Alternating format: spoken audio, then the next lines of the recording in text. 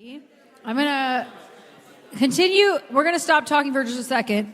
We are going to, as Rabbi Panitz said, we are joined tonight by a few people from Tzedek centers, and Lev will talk a lot more about the work that they're doing, but I'll just say briefly before we start, Lev is going to speak on behalf of his whole crew, but he's not alone, so they're just sending him up here to be up here, being the one who has to do all of this on behalf of the rest of them. But we also have Bar and Michal who are with us, who are also part of Tzedek Centers. Bar is the partnerships director, and Michal is the Mixed Cities Department's director. Michal is the CFO. Okay, sometimes our information isn't quite up to date.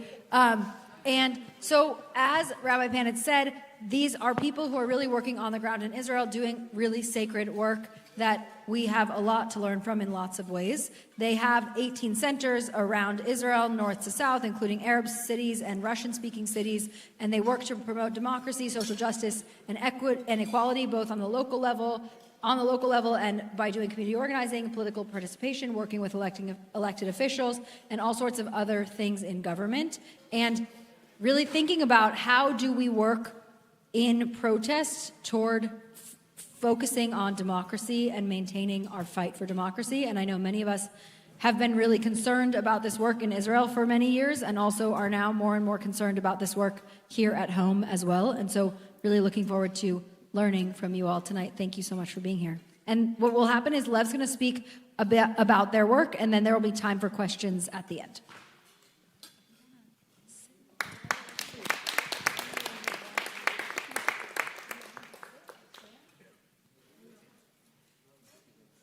I think I'll stand.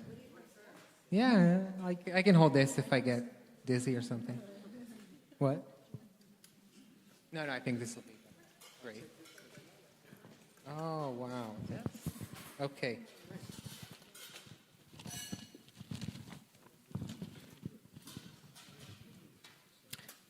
Hi, everybody.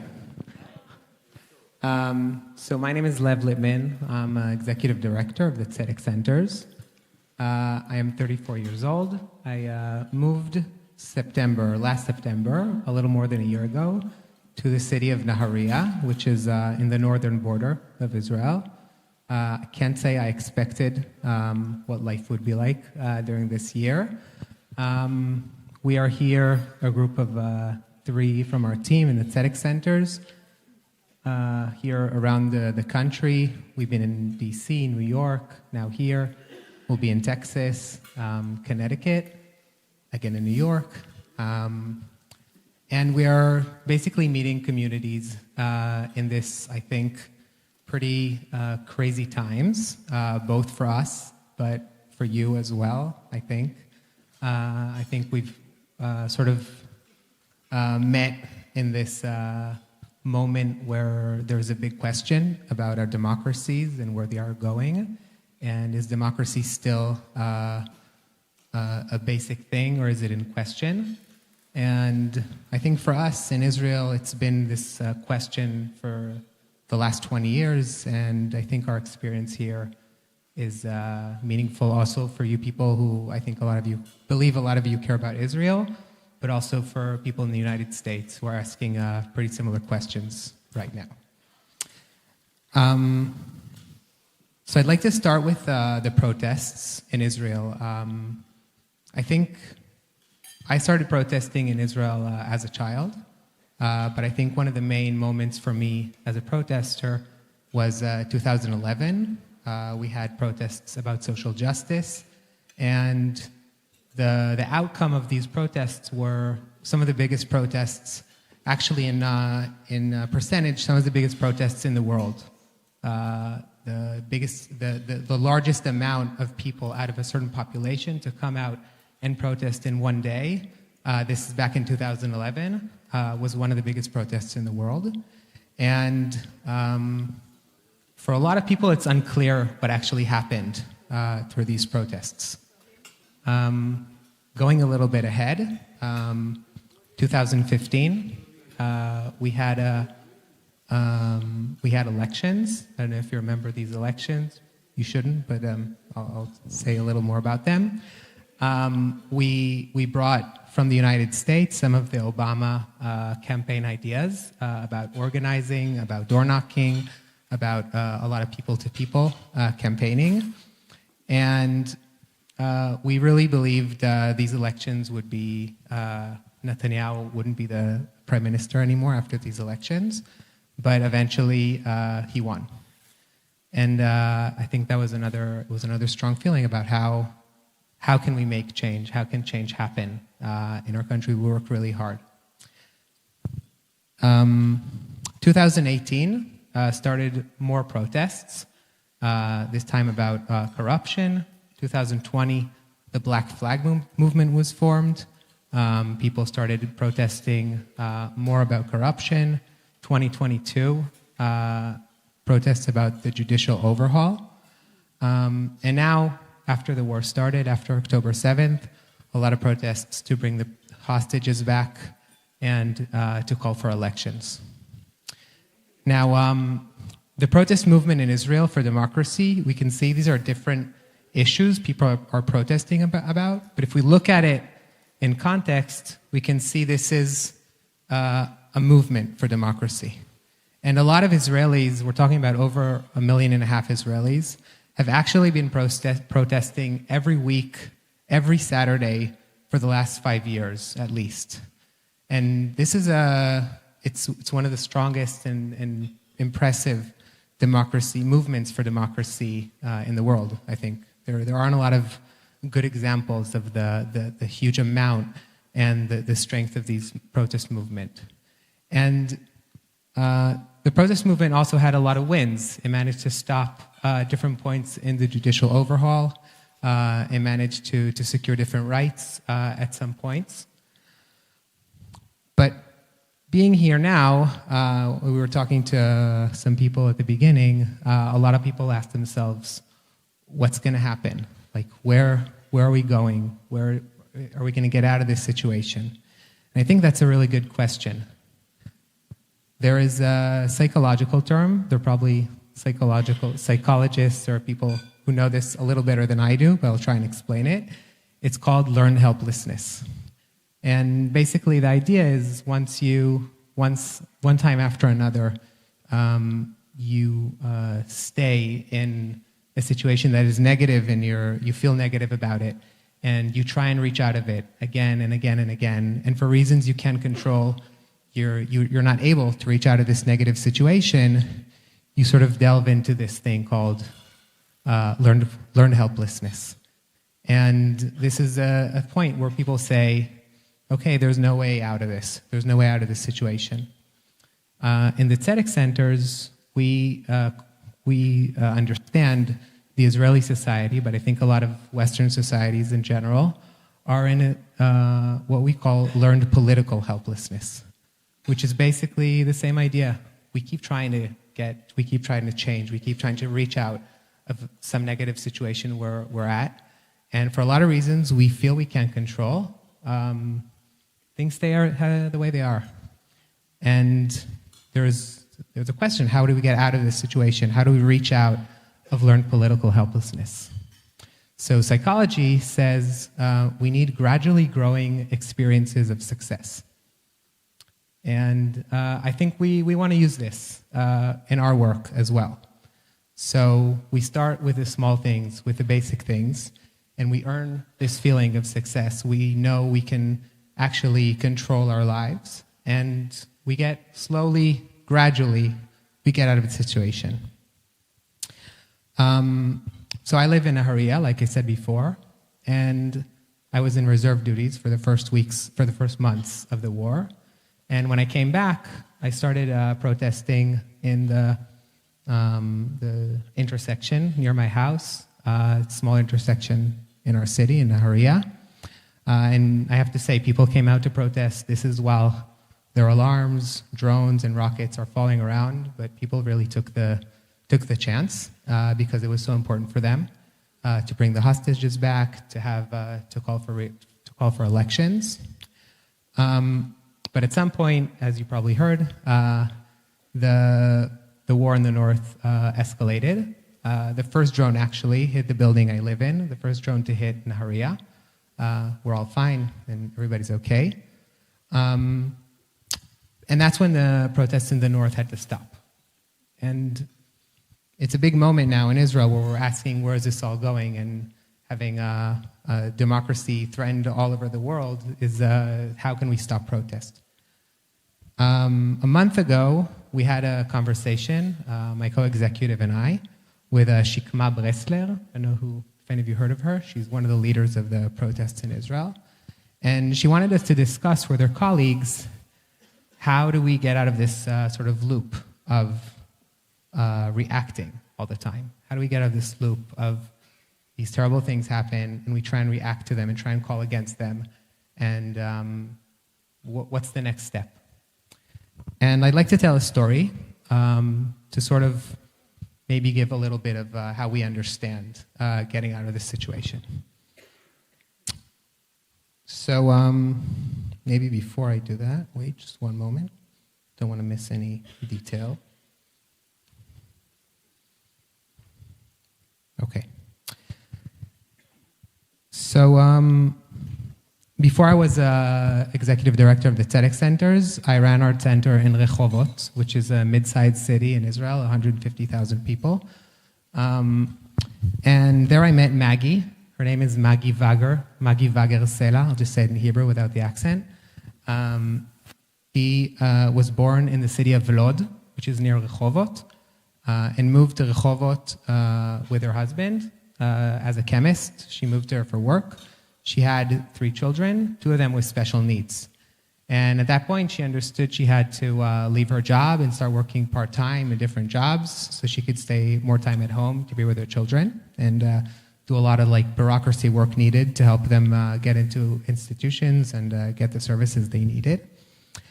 I met her at the end of COVID, at the first summer of COVID. We were having a training program in our Tzedek centers for activists. We sent out a message to all of our contacts, and she decided, she saw this message. She was probably at one of our events at some point, decided to join the training program. She joined the program, came to the interview. She was really frustrated about the special needs services in the city of Rehovot, and also was just feeling this really strong feeling I think a lot of people have here and a lot of people had during COVID. We have to do something. We have to do something about our lives, about what's going on. So she joined the training program. She finished the program.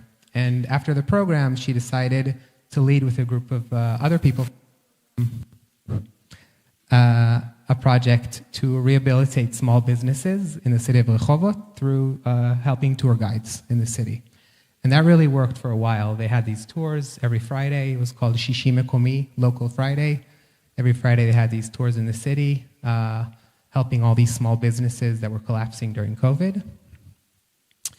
A few months later, the project sort of faded out, and the country was sort of getting out of COVID, and they were starting working on reparations for different businesses, and the tourist industry didn't get any reparations at all.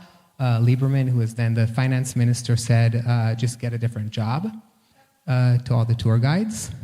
And she already had this infrastructure of a group of tour guides in the city of Rehovot, and she said, okay, let's work with them towards not only on the local level, but also on the national level. And they organized a group of tour guides in her area, and it actually grew to a national campaign of tour guides from all around the country that created these free tour, not free, just small fee tours for people all around the country. And every tour guide that came signed up this petition to demand better reparations for tour guides in the country. And they eventually managed to get to the tourism ministry and allocate more funding to reparations for tour guides.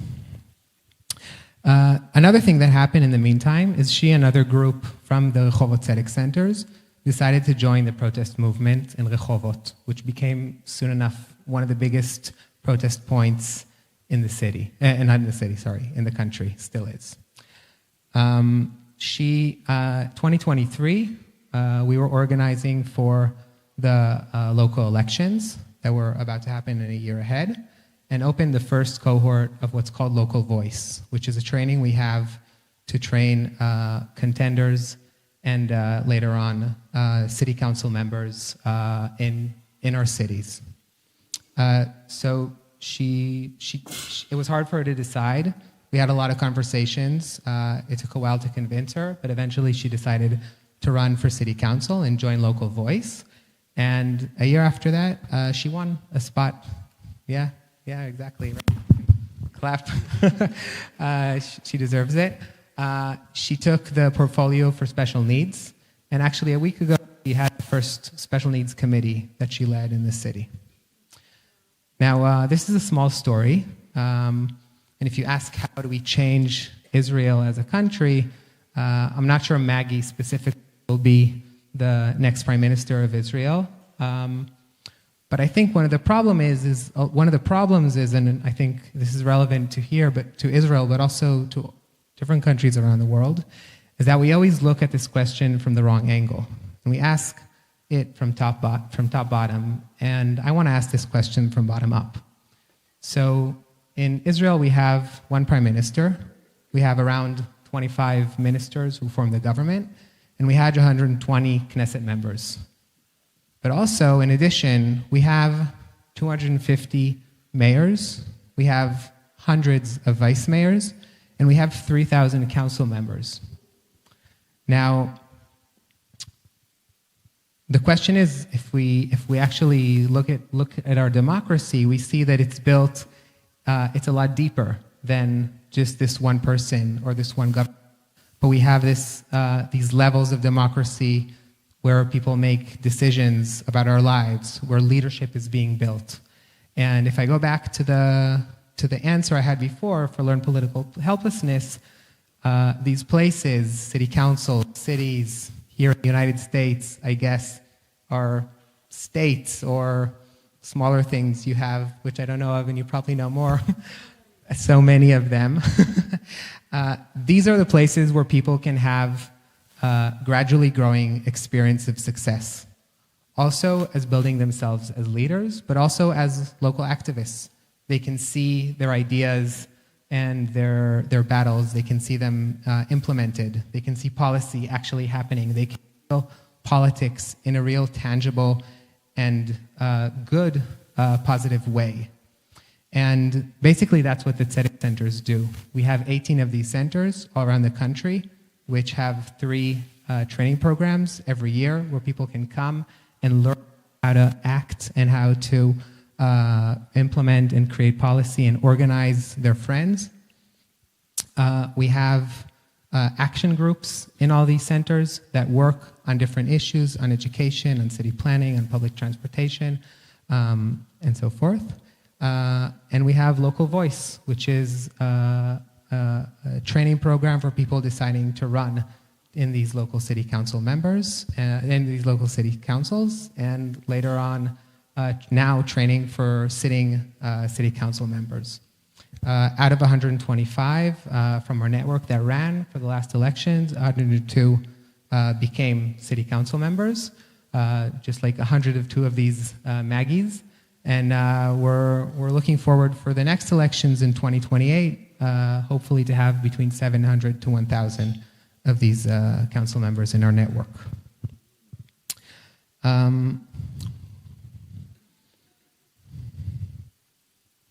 Okay, one last thing, and then we'll open for questions.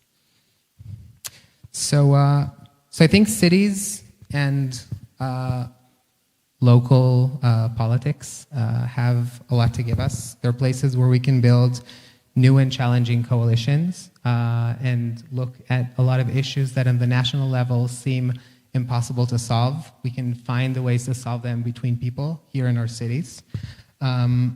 They're places where leaders actually need to organize people. They actually need to speak to people. And I think in a lot of ways, these are places where real leaders can grow and we can find the right leaders for our leaders in the future. And these are places that we can work hard in a lot of places in the same time. We can scale this up and have a lot of different places working and a lot of different leaders being built and a lot of different groups and communities and organizing happen. And hopefully, when this happens a lot, we can create change like we're doing today. I'd like to read just a quote and then open for questions and maybe a little bit of discussion. Because I think a lot of us came here, or in general come to these meetings also to pray and eat and everything, but not only because I'm here, obviously, but just to have, to get a little hope. We were asked before, like, what was a meaningful moment for us in the last week? I know for me to be in a service during last Saturday, was a moment of hope where I saw people can meet together and sort of bring out their fears. And also, when you see each other in that way, you can also get hope from that. So speaking of hope, I'd like to read a quote of an Israeli leader and writer called Mukitzu. Hope is not a feathered hat to walk around with. It is not a mask to wear while we sleep on our guard. Hope is true hunger for tikkun. It is a courageous journey of responsibility. And I think this is a journey, hopefully, we're all taking together now because our world is shaky and feels dangerous. And I think our invitation to you is to take it together. And for us, I think just to be here and see these communities is just the beginning of building this tikkun, because you have to start with building these foundations, which I think you already have a lot of. And that's it. Thank you very much.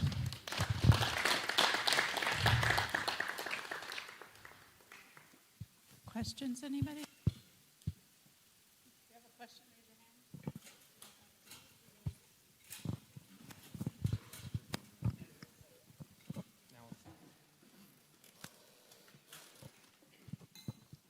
Hi, I'm Michael. Good to meet you. So the thing I wanted to, closer, yeah. And actually, yeah, I really appreciate the work that you do. I also grew up in Rehovot, actually. And actually, very similarly, I started a group that does movement building and protests. Actually, I'm also, like you, on a tour now throughout the US. I'm just stopping by LA as well to, organize groups of resistance around the country against fascism and dictatorship that we're facing and fossil fuels. But so I'm curious about the work you're doing in democracy building in Israel. The glaring omission of sorts was that there's millions of people in greater Israel who do not have democratic rights, millions of people under siege in Gaza who are, not able to participate in democracy or have a voice. Many more in the West Bank who are being bossed around at gunpoint and who cannot vote in elections. And I know you're under many demands as an executive director with many constituencies, but I'm curious if that's something that your organization has thought about speaking up on and organizing against.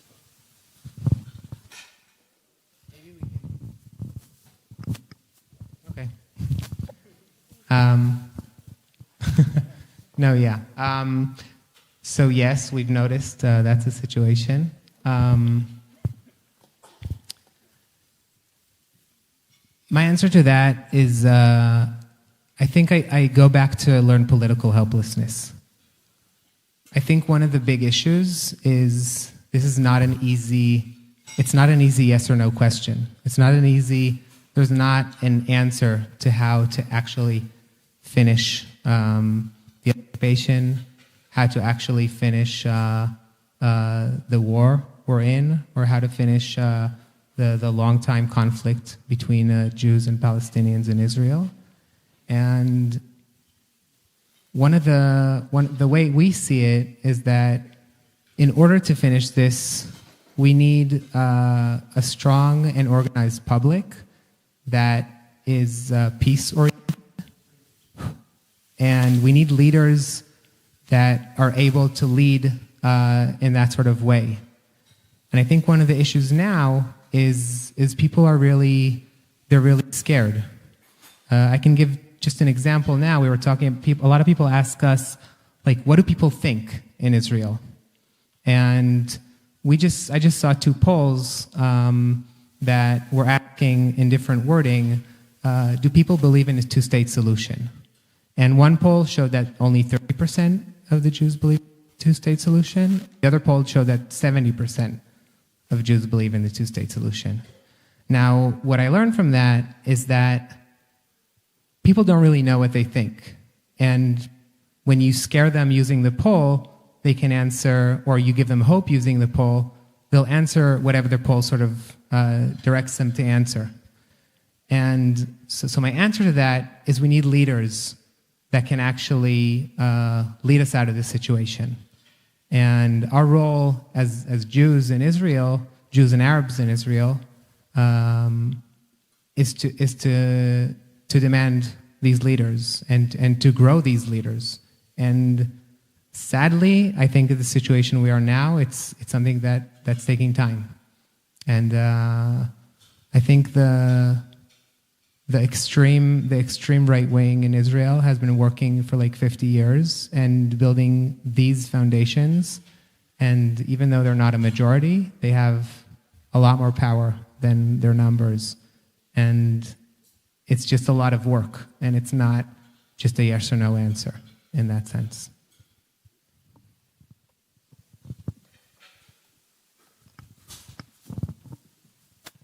I'm going to ask a very naive question, which is obviously American dollars play a very important role in what's happening in Israel in the sense of like Sheldon Adelstein and his magazines and newspapers. But then also I imagine Tzedek Center probably gets a lot of dollars from U.S. philanthropy. What do you think about Americans playing a role in Israel in this civil philanthropic way?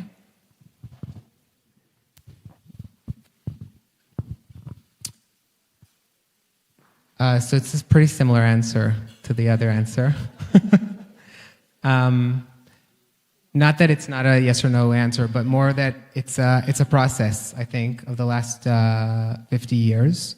The way I see it, and I've been doing this a lot and meeting the philanthropy world in civic society in Israel.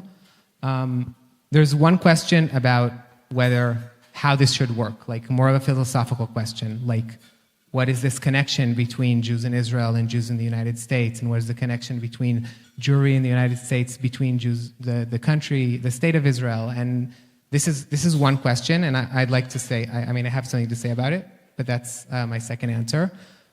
In reality, the right-wing extreme money is like 10 times, and I'm not exaggerating, 10 times the amount of liberal democracy money coming to Israel. I think there is a shift that's happening now, or that's been happening in the last few years, where liberal money has become a little more politicized concerning Israel. But the truth is that it's really a very unfair fight in that term. So I think that's my answer. And there's a lot to change in that sense. I think one of the good things is that even because the situation is so crazy, even some people that were on the right are sort of like getting a little disgusted about some of the things that's happening with their money, and they're pulling away from it. So I think that's another thing. And maybe to the first thing, I think it's a really big question about how this connection looks like, and I just can give from my own experience. I think we have a lot to learn from each other, and that's one of the reasons it's really important for us to come here and speak with people, and also just be part. And look, we, for instance, just went to a service in BJ last week without speaking, just to sort of feel what it's like and what people are talking about and what people are feeling. And I think we have a lot to take from American Jewry about how to build a very liberal and democratic Jewish life. I think for us to be in these services and meet communities like you is extremely inspiring. And I think that's, without you, we wouldn't have that inspiration. And it's really, really needed. So whatever you're doing here, even if you feel you just went out to, like, I don't know, pray a little and eat some food, it means a lot for us.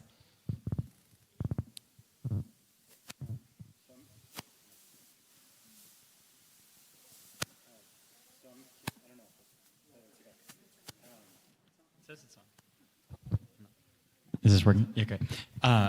I'm curious, here in the US after October 7th, I feel like there was a pretty extreme fracturing of liberals, like on the reaction. And I'm curious how that's been mirrored or not in terms of like the liberal organization and reaction in Israel. So like, after October 7th, there was like a really extreme fracturing of liberal coalitions or groups and perspectives on October 7th. And I think it's one of the things that led to what the results of the most recent election, in my opinion.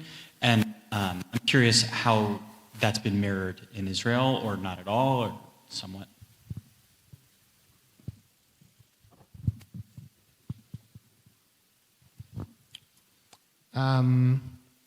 So I think it's not, actually. I don't think it's mirrored.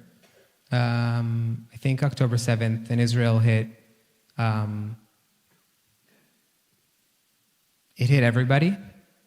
And we're talking about kibbutzim and people on the left and people on the right, and Palestinians, Palestinian Israelis. Our center, for example, in Majd al-Qum and Tamra are two centers in Arab cities. These are two cities that have been hit like extremely, like tons and tons of rockets all the time. I think now that the war has sort of, a lot of it has gone to the north, half of the population of the north is Palestinian Israeli, and most of the people injured and killed are actually Palestinians. So I think it didn't fracture in that sense. It did a lot of other things. I think it made people really, really scared. And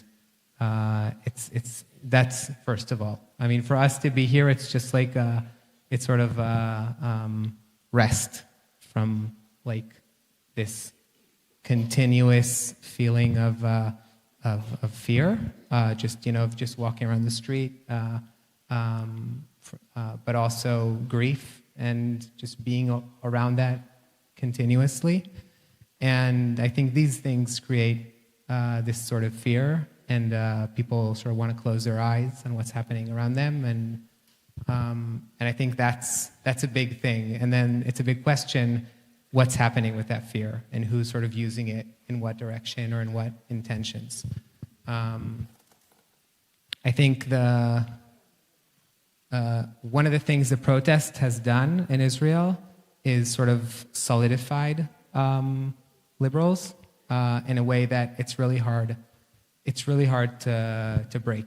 And I think that's something really important. I think people learned throughout these years that you can't just break that up, and you can't just go against people who you believe 90% of the things together with. And I think that's something to learn from. Yeah.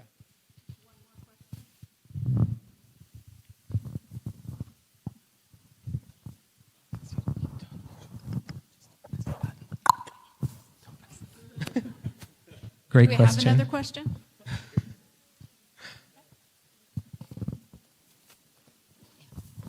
Okay, I think we'll close here. Thank you so much, you very Lev, much. and thank you guys Nice so to much see you for all. being here. Thank you for the work that you're doing. Really grateful to hear from you all. Thank you. And Thank you. feel free to look us up, the Tzedek Centers. We have like a link if you want to know Shabbat-wise, what are you doing or not. You can go to bar. And Shabbat Shalom. Thank you very much for having us. Thank you. Just make sure that we bus our tables before we go to help our team out.